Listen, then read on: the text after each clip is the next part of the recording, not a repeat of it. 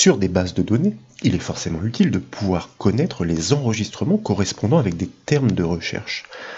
Mais pour des résultats affinés, on peut aussi vouloir exclure du décompte ceux portant certains mots à bannir. Et cette astuce Excel montre comment réaliser ces tests. Dans l'exemple illustré à l'écran, nous travaillons sur un petit tableau de données. Il fera parfaitement l'affaire pour la démonstration de la technique. Il est constitué de quelques petites phrases. Sur sa droite, deux listes énumèrent des mots. La première représente les termes que chaque phrase doit proposer. La seconde mentionne quant à elle ceux qu'elles ne doivent surtout pas porter. Toutes les phrases qui concordent avec ces critères recoupés et opposés sont marquées par l'indicateur vrai. Toutes les autres, en revanche, sont estampillées avec l'indicateur faux. Et constatez que si nous étions amenés à faire évoluer ces listes, comme ici, en remplaçant le mot rouge à exclure par le mot gris, eh bien que désormais, beaucoup d'expressions sont jugées comme concordantes du fait qu'elles portaient précisément ce terme interdit. Pour la mise en place de cette astuce, nous proposons de récupérer tout d'abord ce petit tableau qui est offert au téléchargement depuis le site bombage.fr. Nous retrouvons donc ce tableau des expressions avec les deux listes sur sa droite. Bien sûr, ces listes peuvent s'enrichir de nouveaux termes à inclure ou à exclure. Et dans l'idée, nous travaillons sur une grande base de données constituée de nombreux enregistrements. Quoi qu'il en soit, la technique reste la même. La deuxième colonne du tableau d'expression, donc la colonne test, correspond aux cellules qui doivent recevoir le calcul de recherche aux conditions croisées.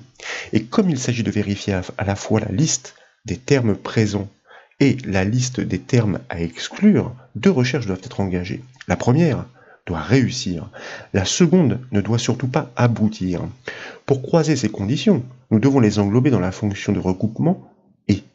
Et bien sûr, la fonction Excel cherche est nécessaire à deux reprises. Cependant, cette dernière répond par une erreur lorsque la recherche est un échec, et cette erreur compromettrait le calcul global du test. L'astuce consiste donc à englober chaque recherche dans la fonction Excel NB. Son rôle est de compter les résultats. Une erreur équivaut à 0, indiquant que les termes interdits n'ont pas été trouvés, et c'est exactement ce qu'il nous faut.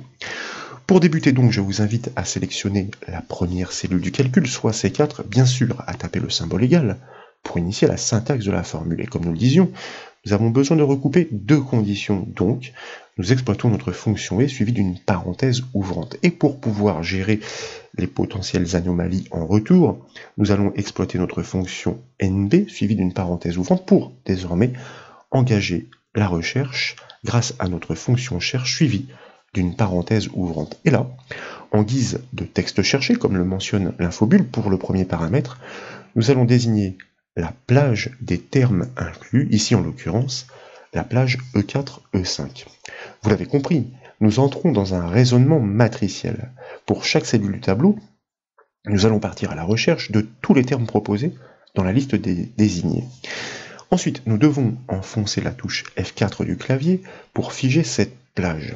En effet, nous allons répliquer ce calcul sur les lignes du dessous. Et pour chaque cellule analysée, les termes de recherche à trouver sont immuablement inscrits dans cette plage qui ne va donc pas bouger avec le calcul répliqué. Nous pouvons maintenant taper un point-virgule pour passer dans l'argument du texte de recherche. Nous allons rechercher ces termes dans l'expression, donc nous cliquons sur sa cellule B4. Chronologiquement, nous commençons par la première. Nous pouvons maintenant fermer la parenthèse de la fonction cherche, puis nous pouvons fermer la parenthèse de la fonction NB, et nous devons nous occuper du critère à honorer, est-ce que ce dénombrement est positif, supérieur à 0 ? En effet, tous les mots de cette petite matrice doivent se trouver dans l'expression analysée. Si la fonction cherche ne renvoie pas d'erreur, la fonction NB va comptabiliser les retours concluants. Nous saurons donc que tous les termes demandés sont bien trouvés. Mais dans le même temps, souvenez-vous, nous devons nous assurer que les termes bannis, ceux de l'autre liste, ne sont pas présents. La technique est la même, mais le dénombrement de la recherche doit répondre par 0, indiquant une recherche infructueuse. Donc, je vous invite à taper un point-virgule pour poursuivre l'énumération de ces critères. Et de nouveau, puisque c'est la même technique, nous engageons notre fonction de dénombrement NB suivie d'une parenthèse pour lancer la recherche dans la foulée avec notre fonction cherche, suivie d'une parenthèse. Cette fois-ci, ce sont ces termes bannis que nous devons chercher, donc la plage G4, G5, que nous figeons avec la touche F4 du clavier pour les mêmes raisons que précédemment. Nous tapons un point-virgule pour désigner à quel endroit nous devons réaliser cette recherche, toujours dans la première expression pour raisonner chronologiquement, donc nous cliquons la cellule B4, nous fermons la parenthèse de la fonction cherche, nous fermons la parenthèse de la fonction NB, et cette fois, le critère est tout autre, il s'agit de vérifier l'égalité. Est-ce que ce dénombrement répond bien par 0, sous-entendu que des erreurs ont été générées, que les termes n'ont pas été trouvés, donc cette égalité confirme que les termes à exclure ne sont pas présents dans les expressions de recherche. Enfin, nous pouvons fermer la parenthèse de la fonction et puis nécessairement nous devons valider la formule matricielle par le raccourci clavier CTRL majuscule entrée. Nous engageons, comme nous l'avons dit, un raisonnement qui implique toutes les cellules des plages sélectionnées pour les rechercher dans les expressions respectives. Comme vous pouvez le voir, le premier résultat tombe. Il est sanctionné par la mention faux. En effet, la première expression contient bien les mots jaune et noir que nous souhaitons trouver, mais elle contient aussi le mot rouge que nous souhaitons exclure. Donc, l'enregistrement est jugé comme non concordant. Ensuite, nous pouvons double-cliquer sur la poignée du résultat afin de répliquer la logique sur la hauteur du tableau. Et seules deux phrases recoupent vraisemblablement tous ces critères, combinés et opposés. Elles contiennent bien les mots cherchés, mais sans les termes interdits. Ce résultat est tout à fait bluffant, car c'est un petit calcul, certes matriciel, qui a permis cette prouesse. Il pourrait s'appliquer à une immense base de données et considérer une multitude de termes et exceptions selon exactement la même technique pour une syntaxe, vous en conviendrez, qui est relativement sommaire. Notez néanmoins que, si les termes refusés ne sont pas autorisés, il suffit que seul l'un des termes demandés soit trouvé pour que l'enregistrement soit considéré comme concordant. Par exemple, si vous remplacez dans la première liste le mot jaune par le mot gris, à validation, remarquez que nous avons toujours les mêmes enregistrements concordants. Et pourtant, ni l'un ni l'autre ne contient ce nouveau terme. L'astuce consiste donc à établir le critère de dénombrement par rapport au nombre de lignes de la matrice de recherche. Et pour cela, je vous invite, alors tout d'abord, je vais me permettre d'annuler cette petite modification pour que le constat de l'impact soit d'autant plus parlant. Ensuite, nous allons resélectionner la première cellule du calcul et nous allons adapter le tout premier critère. Il ne s'agit plus de vérifier que ce dénombrement est positif, car il signifie que l'un ou l'autre, si on a une liste encore plus longue, des termes qui sont à inclure, a été trouvé. Or, nous souhaitons vérifier que tous les termes sont bien inclus dans l'expression de recherche. Nous devons raisonner sur la hauteur du tableau des expressions grâce à la fonction ligne, au pluriel, que nous allons faire agir sur notre petite liste, ici en l'occurrence, que nous devons figer une fois encore grâce à la touche F4 du clavier, et là, nous allons retrancher une unité à ce résultat, à ce dénombrement, tout simplement parce que nous devons nous assurer que nous sommes bien supérieurs à l'ensemble des termes. Supérieur strictement. Nous pourrions enlever ce -1 si nous avions utilisé l'inégalité non stricte supérieure ou égale.